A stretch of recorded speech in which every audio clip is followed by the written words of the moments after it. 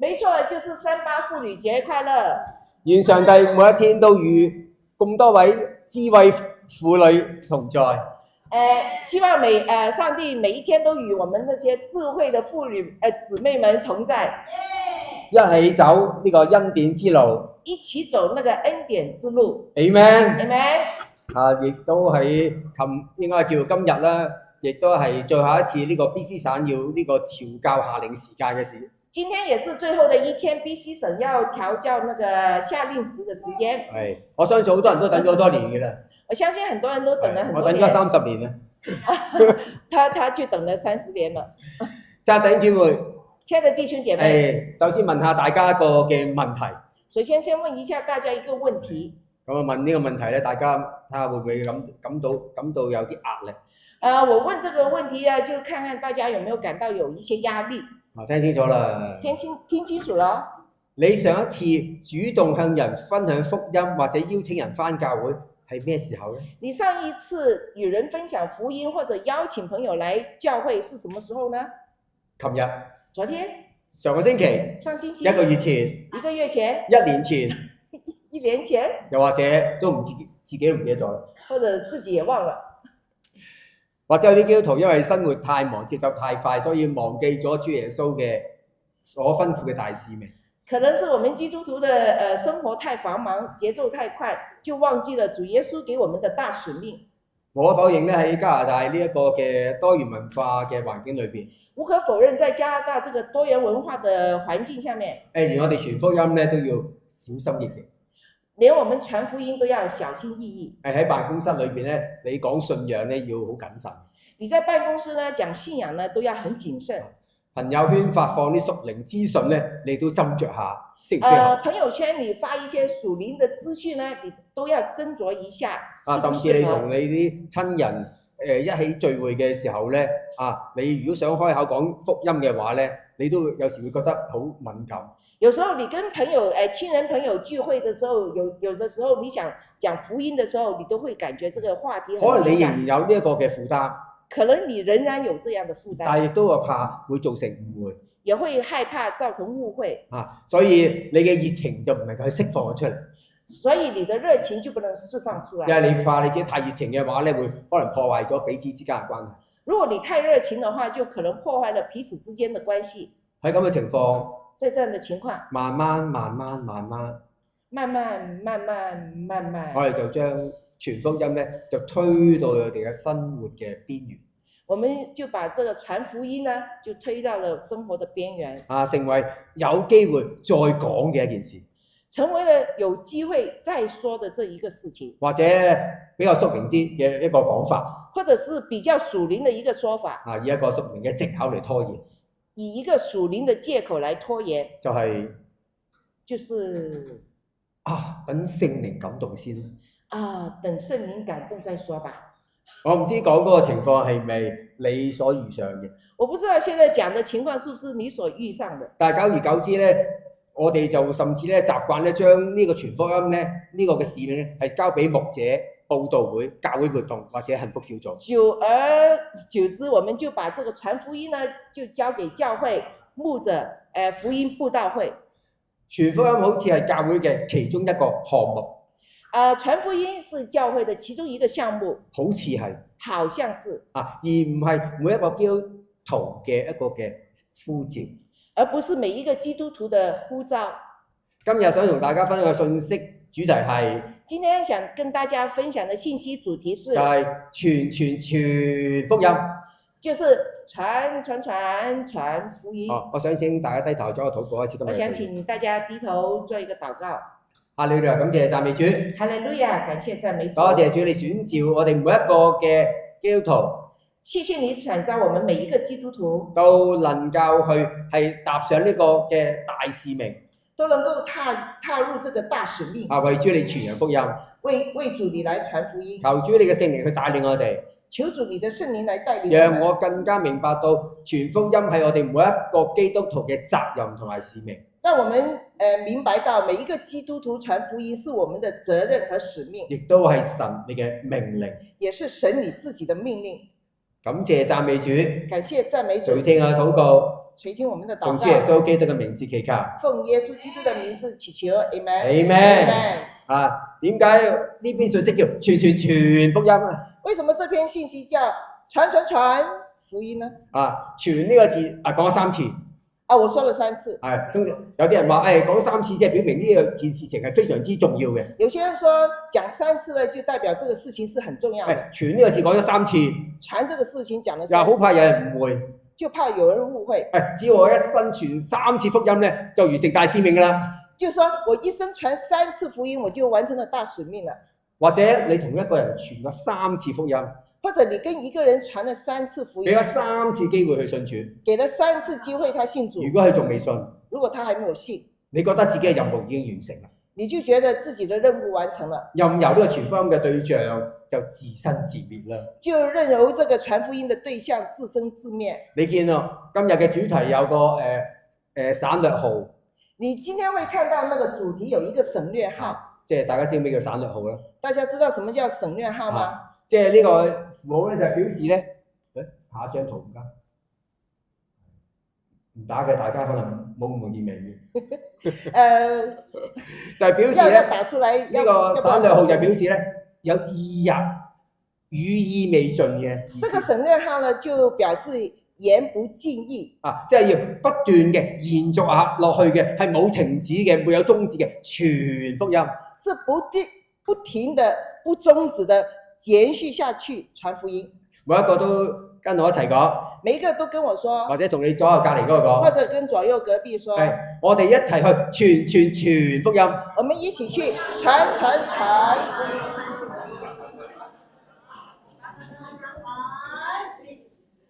下次揾阿 Sarah 嚟講先好。下次找 Sarah 來講。佢真係意猶未盡啊！他真的是意猶未盡。感謝讚美主。感謝讚美主。我哋一起攻讀神嘅話就係哥林多前書嘅第2章1至5節。我們一起來攻讀神的話語，就是哥林多前書2章1節到5節。我讀第1句，然後弟兄姊妹接着讀第2句。我先讀第1句，弟兄姐妹接着讀第2句。無論你用咩嘅語言讀都得。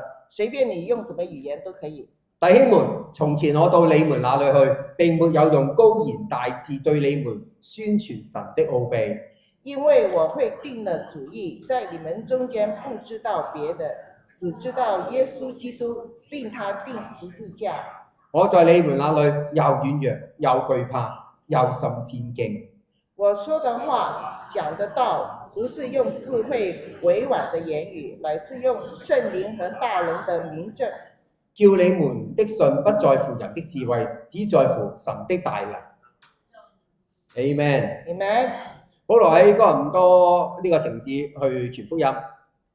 保羅在哥林多這個城市去傳福音。佢其實係面對好極大嘅一個挑戰。他其實是面對極大的挑戰。主要原因就係哥林多人呢係崇尚呢個希臘嘅哲學。主要是哥林多的人呢是崇尚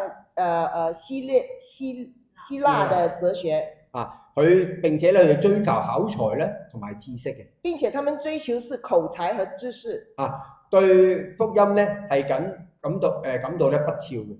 他們對福音是看不起的。縱然保羅又軟弱又懼怕又甚戰兢。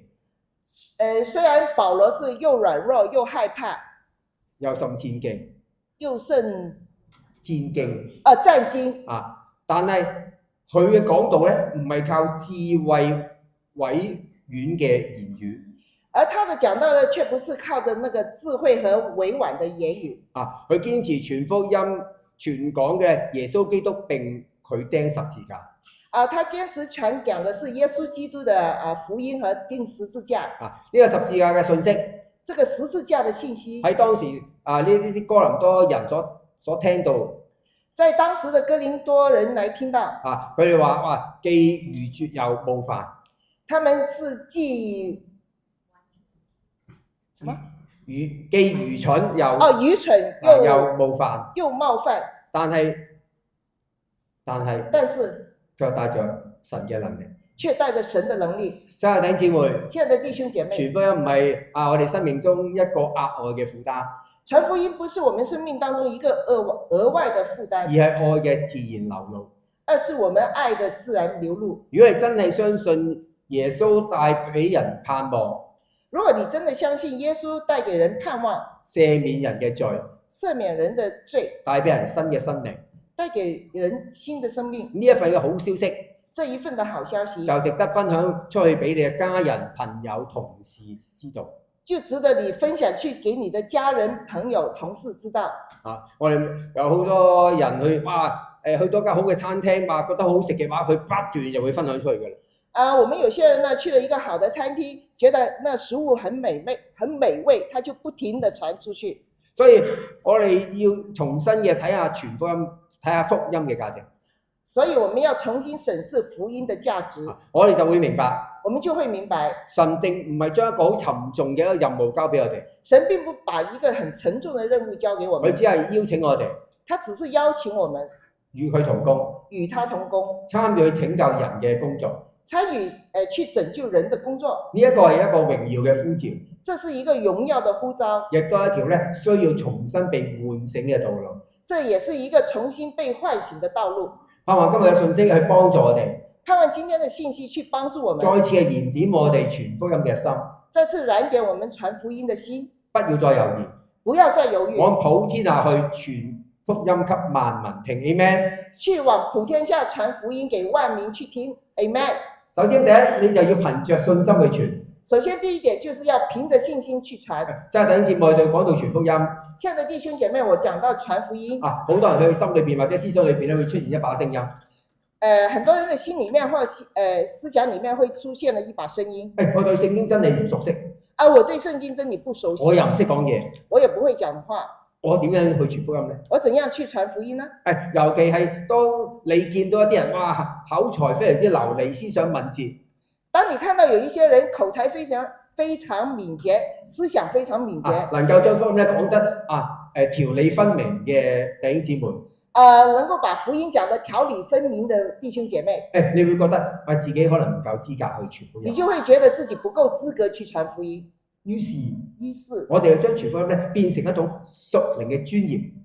所以我們就把傳福音呢變成一個屬靈的專業。好似咧只有裝備齊全、能言善辯嘅人咧，先至可以去傳。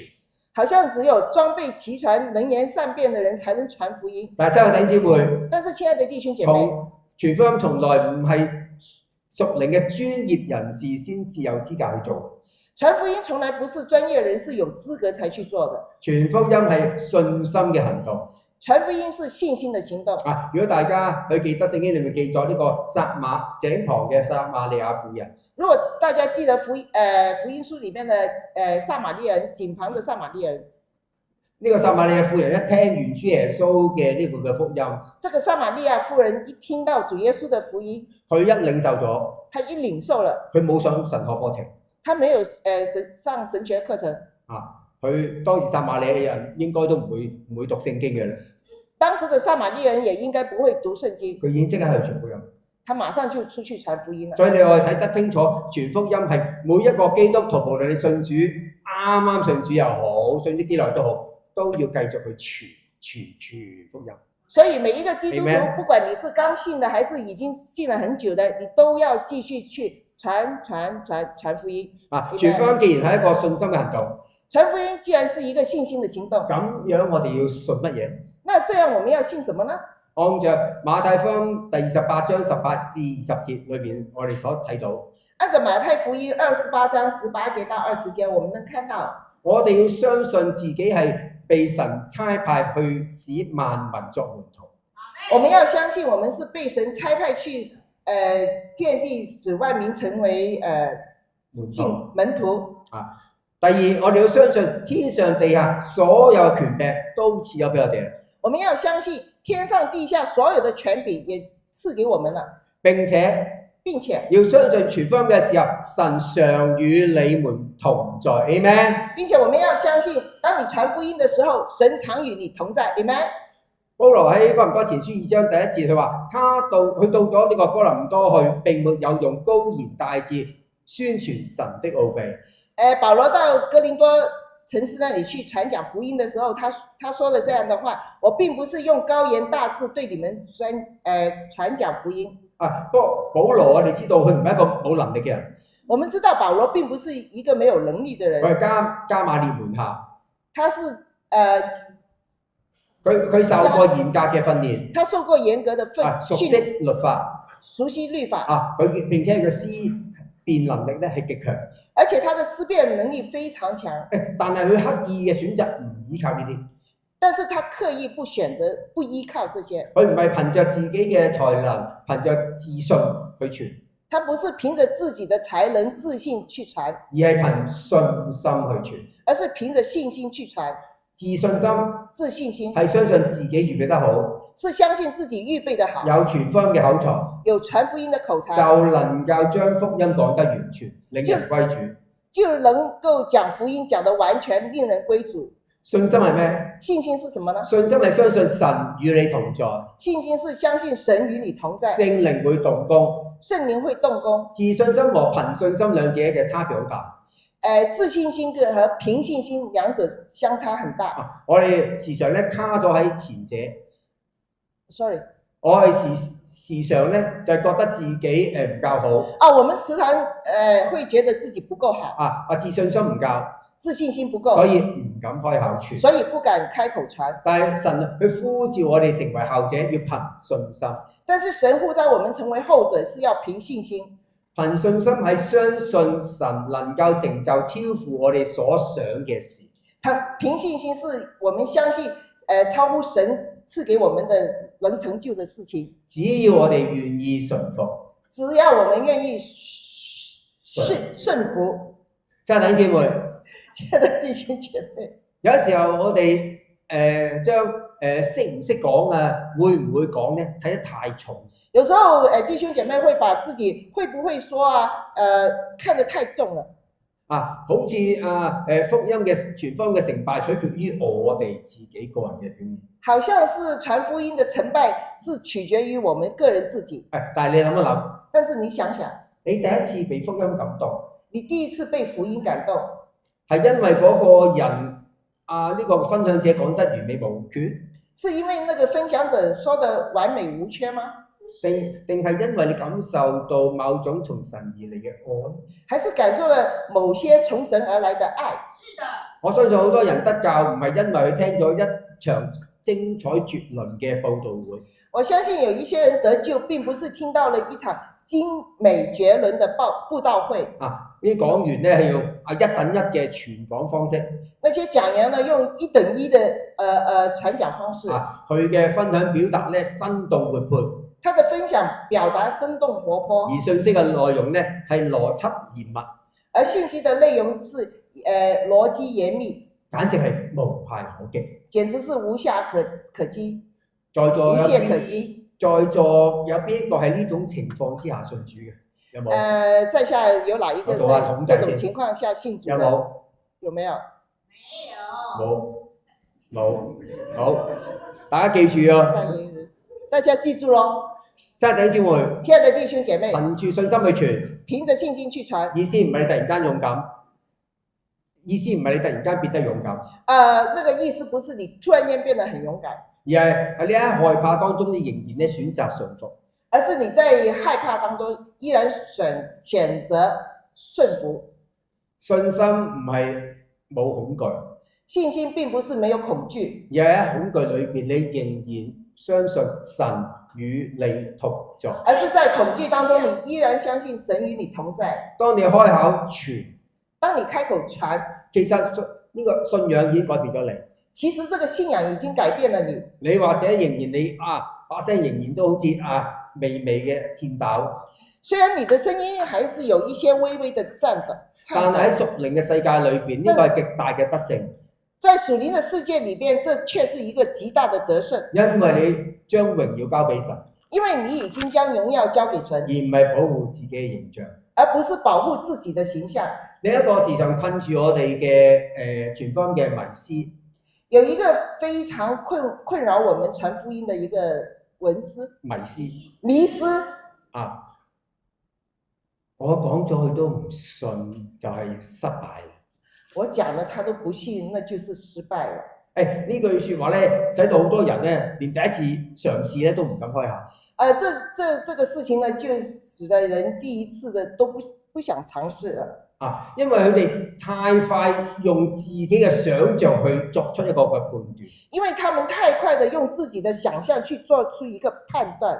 佢未傳已經失敗咗啦。他未傳就已經失敗了。因為佢覺得我講咗佢都唔信啦。因為他覺得我講了他也不信。佢如果唔係立刻決志嘅冇信嘅，就等於白費功夫。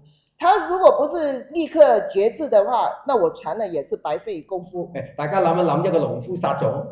大家想一想，一個農夫撒種。佢將種子撒喺呢個泥土裏面。他將這個種子撒在這個泥土上面。第二日如果冇見到呢啲嘅綠芽係冒出嚟，第二天他沒看到綠芽冒出來，農夫會唔會話我失敗啦？那個農夫會認為失敗了嗎？合唔合理？合理嗎？種子嘅生長係需要時間，需要陽光，需要雨水。種子的生長是需要時間、陽光和雨水。並且喺我哋看不見嘅佢嘅內在嘅生命係已經慢慢成長嘅。是我們看不見的，它內在生命在慢慢的成長。我哋傳福音都一樣。我們傳福音也一樣。有啲時候你分享一句説話，對方當時冇咩嘅反應。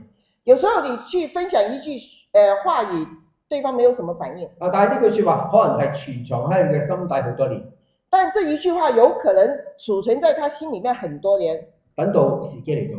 等到時機到了。喺佢人生某個轉折點。在他的人生某一個轉折點。聖靈會讓呢句説話重新喺佢心裏邊浮現出嚟。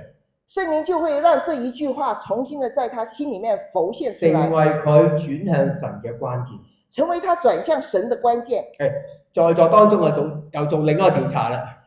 又做另外一個調查。在座當中，在座的每一位，有邊一個係第一次聽到人向你傳福音就信主嘅？有誰是第一次聽到傳福音的就信主的？我唔係嘅，我唔係。有。哇！呢粒真係太好嘅一粒嘅福音種子。太好的一個福音種子。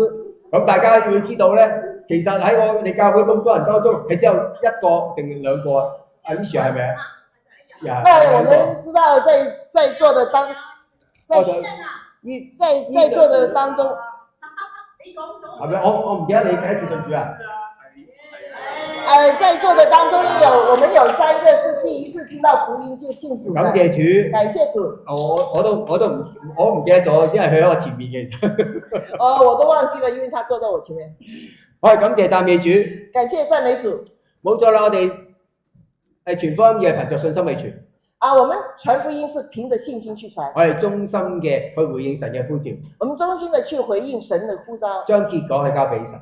將結果交給神。若果對方係暫時係冇回應，如果對方暫時沒有回應，唔代表神冇喺當中去工作，並不代表神沒有在當中去工作。好多時候沉默嘅背後，很多時候在沉默的背後，正係聖靈喺度深深地作工。正是聖靈在那裡深深的做工。所以親愛的弟兄姊妹，我哋憑着信心去傳福音 ，Amen。所以親愛的弟兄姐妹，我們憑着信心去傳福音 ，Amen。接住我哋要用真誠嘅愛同關懷去傳。接着我們就要用真誠的愛與關懷去傳。一定係去傳。一定是去傳。去係一個行動。去是一個行動。傳係接着嘅一個行動。傳是接着的一個動作。我哋一起去讀哥林多前書第2章第1節。我們一起來攻讀哥林多前書第2章第1節。弟兄們，從前我到你們那裡去，並沒有用高言大智對你們宣傳神的奧秘。親愛的弟兄姊妹，親愛的弟兄姐妹，福音嘅能力，福音的能力唔係建立在人嘅表達技巧上邊，並不建立在人的表達口才上面，而係建立喺神嘅真理同愛上面，而是建立在神的真理與愛上面。今日如果我哋要有果效嘅傳福音，如果今天我們有果效的去傳福音，關鍵咧唔喺技巧，關鍵不在技巧，而在於態度，而在於態度，就係用真誠嘅愛同埋關懷去傳，就是用真誠的愛與關懷去傳。傳福音從來唔係靠高言大智，傳福音從來不是靠高言大智，係唔需要專業嘅演講技巧，並不需要專業的演講技巧，而係要真實嘅分享上帝嘅奧秘，而是要真實的去分享上帝的奧秘。福音唔係一套包裝精美嗰個理念。福音並不是一個包裝精美的理念，而係一個改變生命嘅真實事件，而是改變生命的一個真實的事件。好多時候人基督徒唔敢去傳福音，很多時候基督徒不敢去傳福音，因為佢哋誤以為咧要去講贏對方，因為他以為是要去講贏對方。好似對方提出嘅問題，我一定要回答得清楚，全部答對。他就感覺對方提出了問題，我必須要回答得完全正確。如果對方有提出嘅呢個質疑，如果對方提出了質疑，我哋一定要咧係辯駁得清楚。我們一定要辯駁得清楚。但係弟兄姊妹，但是弟兄姐妹，辯論未必能夠帶嚟生命嘅轉變。有時候辯論並不能帶來生命的轉變。你真誠嘅生命見證，你真誠的生命見證，往往先至能夠觸動人心，往往才能觸動人心。因為辯論呢係將福音呢停留喺你嘅思想層面裏邊。因為辯論呢只是把福音停留在你的思想層面，而你嘅生命見證呢就係能夠喺對方嘅生命層面裏邊連結起嚟。而你的生命見證呢就把對方的生命見證連接起來。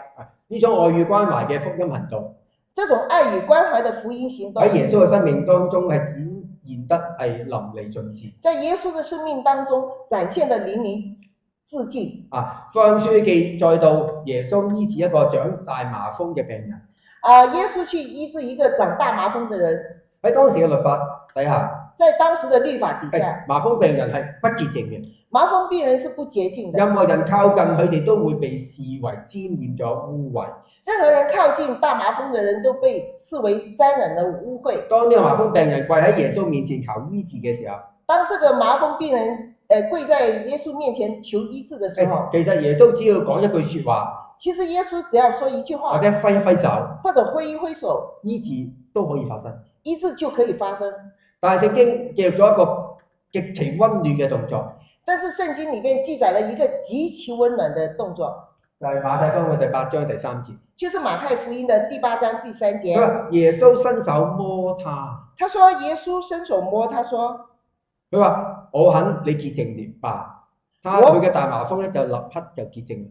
我肯你潔淨了吧，他的大麻風立刻就潔淨了。呢一個摸嘅行動，這一個觸摸的行動，對於一個被社會排擠、被家人遺棄、從未感受到別人愛同埋熱情嘅人嚟講，很長。對於一個被社會排擠、被家人遺棄，對於一個被社會遺棄、被家人拋棄的人，從未感受到別人嘅愛同埋熱情，從未感受到別人的愛與熱情。當時主耶穌呢一個嘅動作，當時主耶穌的這一個動作，佢嘅震撼力絕不下於呢個病得醫治，他的震撼力並不小於這個病得醫治。主耶穌點解要伸手摸佢？為什麼主耶穌要伸手摸他呢？佢先用手去觸摸對方嘅孤獨。他先用手去觸摸這個對方的孤獨。呢個就係我所講嘅愛與關懷嘅行動。這個就是我所說的愛與關懷的行動。喺對方嘅生命嘅裂縫當中，在對方的生命的裂縫當中，係填補咗神嘅愛同埋恩賜，是填補了神的愛與恩賜。有啲時候傳福音最有力嘅方法唔係你不停嘅去講一個鐘頭。有時候傳福音的方法並不是你不停的去講1個小時，反而係你同同事一起加班到深夜嘅時候，反而是你跟同事一起加班到深夜的時候，你默默嘅買一杯飲品或者一份宵夜俾佢，你默默的去買一杯飲料或者宵夜給他，佢會感受到你對佢嘅愛，他就能感受到你對他的愛或者關懷，或者你當你嘅朋友佢有喪親之痛嘅時候，當你的朋友有喪親之痛的時候，你坐喺佢身邊陪伴佢，你坐在身邊陪伴他，咩大道理都唔會冇同佢講，什麼大道理都別說，陪着佢一齊流淚，陪着他一起流淚，呢一種係與哀哭嘅人同哭嘅沉默，這是一種與哀哭的人同哭嘅一種沉默。往往比千言萬語，更加能夠彰顯基督愛嘅動作，更加能彰顯基督愛的動作。親愛的弟兄姊妹，親愛的弟兄姐妹，真誠嘅關懷要求我哋去陪伴，真誠的關懷要求和陪伴，去觀察去聆聽，去觀察和聆聽。好多時候我哋太急於要把呢個福音講完，很多時候我們急於把福音講完，卻咧係忘記咗我哋去聆聽對方心底嘅吶喊，卻忘記了我們去聆聽對方心底裡面的吶喊。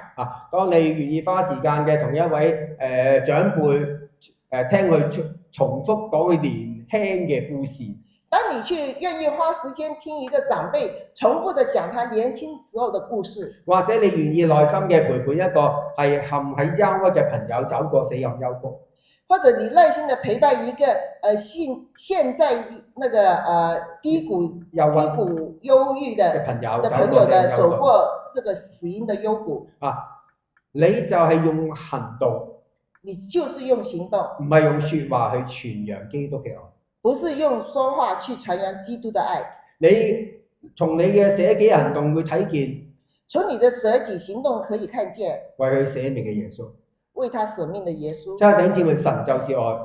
親愛的弟兄姐妹，神就是愛。當我哋用愛同埋關懷去接觸人，當我們用愛和關懷去接觸人，而唔係急於糾正人，而不是基於糾正人。你咁樣做犯罪啊！你這樣做犯罪啊！其實我哋就係實踐基督嘅心腸。其實我們就是去實踐基督的心腸。主耶穌面對稅吏罪人，主耶穌去面對一個稅吏的罪人，或者撒瑪利亞婦人嘅時候，或者是撒瑪利亞婦人的時候，佢係先建立關係，他是先建立關係，佢坐低聆聽，他坐下來聆聽，彼此對話，理解對方，然後將真理帶出嚟，然後把真理帶出來。福音從來唔係冷冰冰嘅理論，福音從來不是冷冰冰的理論，而係充滿溫度嘅救恩，而是充滿了溫度的救恩。我哋好多人都認識幸福小組，我們很多人都認識幸福小組，佢係一個傳福音報道嘅策略，它是一個傳福音報道的策略，布道的策略。策略嘅核心係攻心不攻腦，策略的核心是攻心不攻腦，強調係攻心為上，強調的是攻心為上，係傳福音有效嘅方式，是傳福音有效的方式。一個人信唔信主嘅關鍵，一個人信不信主的關鍵，大家要聽清楚，大家要聽清楚，始終係在於佢嘅內心，始終是在於他的內心，即係一個慕道友嘅靈性。是一個慕道友的靈性，包括嘅思想、情感、情緒。當他的思想、情感、情緒同埋感受和感受。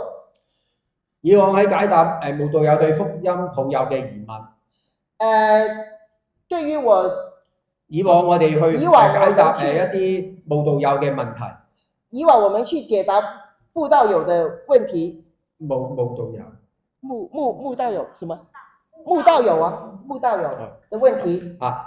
基督徒咧通常咧就係會回答咧係知識型嘅一個嘅答案。基督徒我們通常回答的是一個知識型的一個答案。努力嘅引經據典咧，要讓對方了解咩叫福音。努力的用聖經裡面的話語去回復那個什麼是福音。然而人嘅腦咧係好剛硬嘅。而人的腦呢是大腦是很剛硬的。如果對方咧同你嘅睇法不一樣，如果對方跟你的想法是不一樣，就容易咧引起辯論，就很容易咧產生辯論。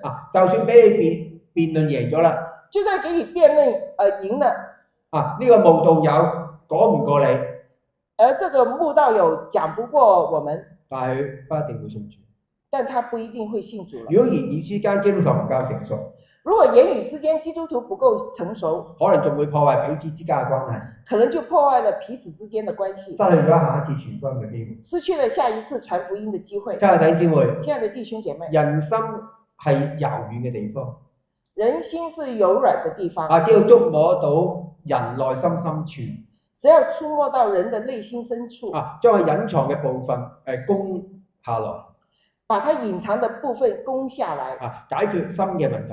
解決他心裡面嘅問題。慕道友咧就唔會以抵擋嘅角度嚟睇福音。慕道友就不會用一種抵觸的角度來看福音。一個人接受主耶穌基督成為個人教主，一個接受主耶穌基督成為個人教主，成為主耶穌基督救主必須係真心相信，必須要真心相信，即係心裏邊相信耶穌，就是心裡面要相信耶穌，而唔係腦袋相信耶穌，而不是我們的大腦去相信耶穌。所以親愛的弟兄姊妹，所以親愛的弟兄姐妹，求主去擴張我哋傳福音嘅境界，求主去擴張我們傳福音的境界。喺嚟緊嘅呢一個星期，在接下來的這一個星期，嚟緊呢個月，這個月，呢一年，這一年，讓我哋係將呢個福音使命咧帶在身上。讓我們把這個傳福音的使命帶在身上。我哋唔單止要去傳福音，我們不單止要傳福音，我哋要活出福音。我們要活出福音。每個跟我講活出福音。每一個跟我說要活出福音。當你活出福音，當你活出福音，你嘅生命見證就係最好嘅傳福音方法。你的生命見證就是最好的傳福音的方法。因為愛係福音最響亮嘅言語。因為愛就是傳福音最響亮的言語。愛係福音最響亮嘅言語。愛是福音最響亮的言語。求主去幫助我哋。求主來幫助我們，成為一班係用真誠去愛、用生命見證去傳福音嘅人。求主來幫助我們。成為真誠去愛，成為真誠去愛，用真實生命見證去傳福音嘅，用真實生命去傳福音嘅人。因為最有力嘅傳福音方法，因為最有力嘅傳福音方法，唔係完美無瑕嘅演講，並不是完美無瑕嘅，而係生命中，而是生命中活出耶穌嘅愛與關懷 ，Amen。而是生命中活出耶穌嘅愛與關懷 ，Amen。冇錯啦，唔單止我哋活出耶穌基督嘅愛同埋關懷。我們不單只要活出耶穌基督的愛和關懷，我哋仲要帶着聖靈嘅能力去傳。我們還要帶着聖靈的能力去傳。我哋喺攻讀哥林多前書第2章第4至第5節。我們去攻讀哥林多前書2章4節。我說的話講的道，不是用智慧委婉的言語，乃是用聖靈和大能的明證，叫你們的信不在乎人的智慧，只在乎神的大能。保羅同我哋揭開一個傳福音嘅秘密。保羅和我們揭開了一個傳福音的秘密。真正改變人心嘅，真正改變人心的，從來唔係人嘅口才，從來都不是人的口才，而係聖靈嘅能力，而是聖靈的能力。Amen。Amen。因為保羅深深知道，因為保羅深深的知道，如果人嘅信心係因為別人講得好先至產生。如果人的信心是因為別人講得好而產生，如果咁樣有一日佢遇到一個更識講嘅人，如果有一天他遇到一個更會說話的人，咁佢嘅信心就會動搖，他的信心就會動搖了。但係如果人喺聖靈嘅大能當中遇見神，但是如果人在聖靈的大能當中遇見神，呢份嘅信心就會鞏固好多，這一份信心就很鞏固了。好多時候我哋傳福音之所以覺得吃力，很多時候我們覺得傳福音很吃力，係因為我哋用人嘅方式做屬靈嘅工作。因為我們是用人的方式去做屬靈的工作。我哋為傳福音準備得非常之內容整齊。我們為傳福音準備的內容非常整齊。思考點樣回答對方嘅問題。思考去怎樣回答對方的問題。呢啲都係非常之好嘅。這些都非常好。因為記得我初信嘅時候咧，為咗預備傳福音咧，我買咗好多小冊子嚟睇嘅。記得我當初去為了傳福音，我就買了很多小冊子來看。以前嚟講唔同今時今日，你去 internet 咩嘅資料都揾到。以前呢跟現在不一樣啦，現在是 internet什麼資料都可以找到。我嗰時要自己去付錢去買，買完之後就要睇，又記住佢。我們那時候傳福音呢，是要自己去買小冊子，然後要去看，然後要記住。但是呢啲預備縱然好好，雖然這些預備都很好，但係如果我哋好少喺神嘅面前為嗰個嘅靈魂流淚禱告，如果我們很少在神的面前為那個靈魂流淚禱告。咁好可能，那很可能，我係用人嘅方式去做屬靈嘅工作。那就很可能是我們用人的方式去做屬靈的工作。我預備呢啲內容啊，我睇呢個小冊子都係好嘅。我去預備這些內容啊，看這些小冊子都是好的。但係我都係將傳福音擺咗喺人嘅思想裏邊。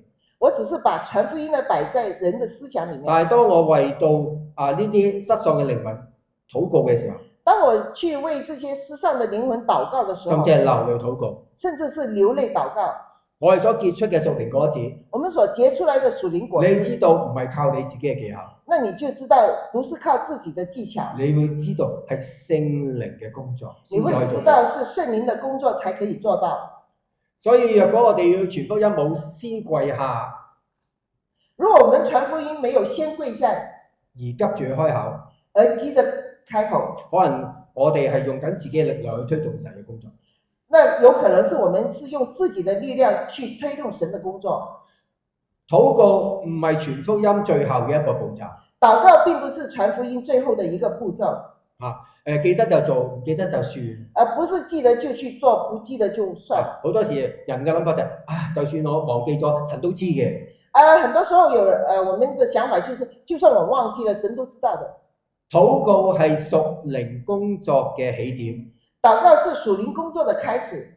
每一個嘅屬靈工作都係應該由禱告開始。每一個屬靈工作都應該是由禱告開始。當你要去傳福音俾一位同事、家人或者朋友，當你要準備去傳福音給你的同事、家人、朋友，我邀請你首先為佢禱告。我邀請你先為他禱告。你會發現一件好奇妙嘅事。你會發現一個很奇妙的事。神先改變嘅，神先改變的，唔係對方啊，不是對方，係你，而是你自己。因為你唔再將佢哋當成一個傳福音對象。因為你是不把他們看成是傳福音的對象，而係神會打開你眼睛，而是神會打開你的眼睛，你睇到佢哋係神所愛嘅靈魂，你會看到那是神所愛的靈魂。Amen。所以當我哋喺禱告當中提名嘅為佢哋禱告，當我們在禱告當中提名的為他們禱告，求聖靈預備佢哋嘅心田，求聖靈來預備他們的心田。我哋其實就係邀請上帝親自去進行一場。其實我們就是邀請上帝來親自邀請上帝來一場心靈嘅鬆土工程，心靈的鬆土過程。喺哥羅西書第4章第3節裏邊，在哥羅西書第4章3節，保羅即使咧被囚喺監獄當中，保羅即使被囚在監牢當中，佢仍然請信徒為佢哋禱告。他仍然請信徒為他們禱告，求神俾佢哋開啟傳道嘅門，求神開啟他們傳道的門，宣講基督嘅奧秘，宣講基督的奧秘。親愛的弟兄姊妹，親愛的弟兄姐妹，當你向人傳福音之先，當你向人傳福音的之前，請你先禱告，請你先禱告。呢份禱告嘅基礎上邊，在這個禱告的基礎上面，我哋要學習第二個功課。我們要學習第二個功課，就係當聖靈俾你感動嘅時候，你就勇敢開口。當聖靈感動你的時候，你就要勇敢的開口。弟兄姊妹，你哋有冇咁嘅經驗？弟兄姐妹，你們有沒有這樣的經歷？喺某一個平凡嘅對話嘅瞬間，在某一個平凡的對話的瞬間，你心裏邊咧有一個好強烈嘅呢個嘅感動，你心裡面就有一個很強烈的感動，或者意念，就係現在分享你嘅生命見證，就是現在你要分享你的生命見證，又或者是問一問對方，問一問對方，有咩需要可以為你禱告呢？有什麼需要可以為你禱告呢？聖靈嘅感動嚟咗啦，聖靈的感動來了，不過可能下一秒鐘，可能下一秒鐘，我哋嘅理性咧就彈咗出嚟咧，難咗，我們理性呢就彈出來跳出來了，我哋會諗。我們就會去想，我咁樣做會好尷尬。我這樣做會不會太尷尬？對方會覺得好怪。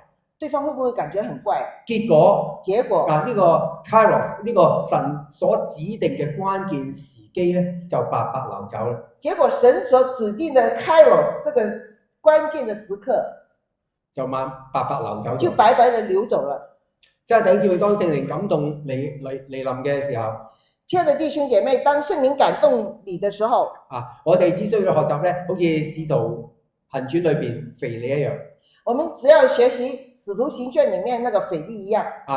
聖靈對腓利說：你去貼近那車走。聖靈對腓利說：你去貼近那車走。腓利去咩？迅速嘅順服，跑到呢個車嘅旁邊。腓利迅速的順服。跑到車的那旁邊，佢把握呢個嘅契機，他把握這個契機。透過太監當時正在閱讀緊呢個以賽亞書嘅經文。透過那個剛才什麼？太監閱讀這個以賽亞書經文。以賽亞書的經文。腓利咧就係傳講耶穌。腓利呢就傳講耶穌。最後太監信主並且受洗。並且最後呢，太監就信主了並受洗了。呢一切唔係出於腓利嘅計劃，這一切並不出於腓利的計劃，而係順服聖靈嘅結果，而是順服聖靈的結果。即係弟兄姊妹，當你勇敢開口傳福音，親愛的弟兄姐妹，當你勇敢的開口傳福音，你會發現聖靈咧會將合適嘅話語咧放喺你嘅口中。你會發現聖靈呢把合適的話語放在你口中。呢種超自然嘅流動咧，會讓你意識到，這種超自然的流動呢，會讓你意識到，你只係一個管道，你只是一個管道，真正嘅主角係聖靈，真正的主角是聖靈。剛才阿伊頓話佢第一次聽福音就信主啊！剛才伊頓弟兄說他第一次聽福音就信主。佢讓我即刻諗起一件事，嗰陣時咧，我哋教會就喺呢個 Metro Town 傳福音。讓我想起了當年我們教會在 Metro Town 傳福音。雖然教會喺 Richmond，但係我哋去到 Metro Town 係第一次做嘅。雖然我們的教會在 Richmond，但是我們去到了 Metro Town。咁我當弟兄姊妹傳福音嘅時候咧，就邀請人咧，就係嚟到我哋坐喺 food court 嘅位置為佢禱告。當我們弟兄姐妹邀請人來的時候呢，我們就坐在商場的 food court，那個傳福音。就係為到呢個嘅呢個新朋友禱告。為新朋友禱告。咁就求聖靈去感動，係將一啲嘅話語去釋放出嚟。我們就求聖靈來感動，把這些話語釋放出來。我仲記得同阿伊頓講緊乜？我還記得我當時跟伊頓說了什麼。但我唔記得咗係嗰次佢信咗主。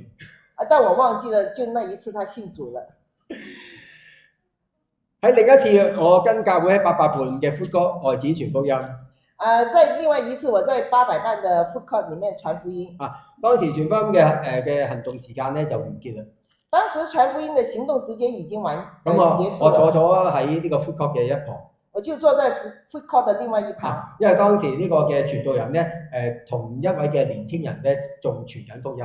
因為當時的一個傳道人呢，跟一個年輕人還正在傳福音。等傳道人完結咗嘅話咧，咁我哋就可以結束呢個外展行動。當那個傳道人結束了，我們就可以開展了外展活動。咁喺等待過程當中，在等待的過程當中，聖靈俾咗一個感動。聖靈就有一個感動給我了。係有關呢個嘅年青人佢嘅一啲嘅個人狀況，是有關一個年輕人的個人狀況，包括佢嘅罪，包括什麼？佢嘅罪。他的罪。之前我未有過喺外展傳福音領受聖靈感動嘅經驗。之前我沒有外展傳福音的領受聖靈感動嘅經驗，沒有聖靈感動的經驗。咁當時我內心其實好掙扎。其實我內心當時很掙扎。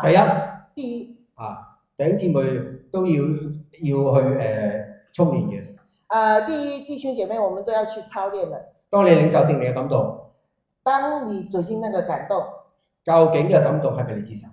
究竟這個感動是不是來自於神？我哋要查驗。我們要查驗。如果是，我係咪應該同對方講？那我是否應該和對方說呢？如果我講嘅唔準確，如果我說的不準確，特別係罪呢一部分，特別是罪的這一部分，我恐怕會激嬲對方。我害怕會把對方激怒了。而對方會唔會打我嘅？對方會不會打我？就算你嘅感動係正確，就算你的感動是正確的，但係對方可能覺得好冇面，可能對方就感覺很沒有面子。一樣可能會有激烈嘅反應。一樣可能會有很激烈的反應。當時我內心好猶豫。當時我的內心很猶豫。我唔夠膽講。我不敢說。但係又唔夠膽消滅聖靈嘅感動。但又不敢消滅聖靈的感動。最後只好憑着信心死就死吧。最後我就只能憑着信心死就死吧。我行到對方嘅座位面前自我介紹並且坐低。我就走到對方的面前自我介紹，然後坐下來。將內心嘅感動咧話俾呢個年輕人知道。把內心的感動就告訴了這個年輕人。感謝主。感謝主。最後佢被神嘅靈感動決志信主。最後他被神的靈感動決志信主。讓我第一次去感覺到主耶穌同撒瑪利亞井旁撒瑪利亞人所分享嘅。讓我第一次感覺到了主耶穌與撒瑪利亞婦人井旁分享了。原來真係今時今日咧，仍然可以用得翻。而是今時今日還能用。所以真係弟兄姊妹，主耶穌所作嘅，我哋都可以做。所以親愛的弟兄姐妹，主耶穌能做的，我們也可以做。並且可以做更大。並且可以做更多的、更大的。親愛的弟兄姊妹，傳福音要帶着聖靈嘅能力去傳。親愛的弟兄姐妹，傳福音要帶着聖靈的能力去傳。而我哋必須要有一種屬靈嘅期待。而我們必須要有一種屬靈的期待。屬靈嘅期待係咩？屬靈的期待是什麼呢？就係馬可福音第16章第20節所講。就是馬可福音16章20節所說的。就係神蹟隨着來證實所傳的道。就是神蹟隨着證實所傳的道。所以弟兄姊妹，你要有呢一種屬靈嘅期待。親愛的弟兄姐妹，你要有這種屬靈的期待。就係神蹟奇事隨着你所傳的道。就是神蹟奇事隨着你所傳的道。係你所傳嘅道。是你所傳的道。我今日講神蹟奇事隨着我所傳的道。每個跟我說神蹟奇事是隨着我傳的道。即係弟兄姊妹，我哋必須對上帝有呢份大嘅信心。親愛的弟兄姐妹，我們必須要對上帝有這一份大的信心。當我哋傳講耶穌係主，當我們傳講耶穌是主，當我哋宣揚十字架嘅救恩，當我們宣揚十字架的救恩，聖靈會主動以神蹟奇事嚟證實這道。聖靈就會主動來用神蹟奇事去證明這個道。我第一次被教會差派到醫院咧，為一個姊妹嘅爸爸禱告。我第一次被教會差派我去醫院為姊妹的爸爸來禱告。當時呢個細伯佢嘅生命嘅情況係危殆。當時這個老伯伯的生命是情況危險。他老伯伯的生命情況是危險的。因為2日之後。因為2天之後。當佢另一個女兒從法國嚟探望佢。當他另外一個女兒從法國來探望他之後，家人咧就會放棄積極治療同埋積極搶救佢。家人就會放棄那個積極的搶救。坦白說，我冇信心禱告佢得到醫治。坦白說，我沒有信心禱告他能得醫治。但是盼望。我期待佢能夠經歷神奇妙嘅醫治恩典。我盼望，我期待他能經歷神奇妙的醫治。我只係代表教會作出最後嘅努力。我只是代表教會做出一個最後的努力。去為佢禱告。去為他禱告。並且同時間去關懷呢位姊妹同埋佢嘅媽媽。同時也去關懷這個姊妹的媽媽和她的姊妹同埋佢嘅媽媽。姊妹和她的媽媽。即係一個愛同埋關懷嘅行動。這就是愛和關懷的行動。感謝主。感謝主。呢個細伯去經歷咗神超自然嘅醫治。這個老伯伯呢，經歷了神超自然的醫治。之後佢可以自己自行呼吸。之後他可以自己呼吸了。最後呢，出院回家。最後他可以出院了回家。並且後來佢信咗主。後來他信主了。感謝讚美主。感謝讚美主。佢得咗一個寶貴嘅救恩。他得着了這寶貴的救恩。親愛的弟兄姐妹，我哋必須有呢個屬靈嘅期待。親愛的弟兄姐妹，我們必須要有這個屬靈的期待。我係相信嘅，呢個係創造於天地嘅神。我們相信的這個是創造天地的神。在佢沒有難成嘅事。在他沒有難成的事。我哋只管禱告。我們只管禱告。我哋冇辦法去製造神蹟。我們沒有辦法去製造神蹟。但係我哋要期待神蹟。但我們要期待神蹟。當我哋帶着聖靈嘅能力走出去。當我們帶着神的能力。我哋唔係再憑着自己一己之力去拼搏。我們並不是憑着自己一己之力去拼搏。而係同一位使無變為有。而是同一位使無變有，叫死人復活嘅神同行，叫使人復活的神同行。神蹟奇事會隨着你所傳的道 ，Amen。神蹟奇事會隨着你所傳的道 ，Amen。我想請弟兄姊妹低頭，我請弟兄姐妹低頭禱告。親愛的弟兄姊妹，親愛的弟兄姐妹，今日我哋領受咗保羅從聖靈而來嘅智慧。當我領受了保羅從聖靈來的智慧。我哋睇到傳福音並唔係一場嘅口才嘅比賽。我們看到並不是傳福音並不是一場口才嘅比賽，而係我哋回應大使命嘅呼召。而是我們回應大使命嘅呼召，將神嘅愛傳遞出去，將神嘅愛去傳遞出去，就係讓我哋要從憑着信心去傳開始。第二就是我們要憑着信心去傳開始。放低我哋自己失敗嘅恐懼，放下我們自己對失敗的恐懼。接着用真誠嘅愛與關懷去傳。接着用真誠的愛與關懷去傳。讓基督嘅溫度透過我哋嘅手傳遞出去。讓基督的有愛的溫度透過我們的手傳出去。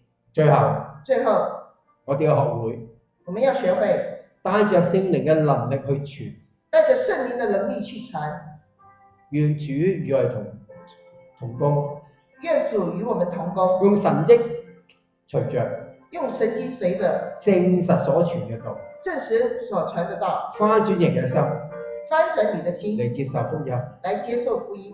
Amen。Amen。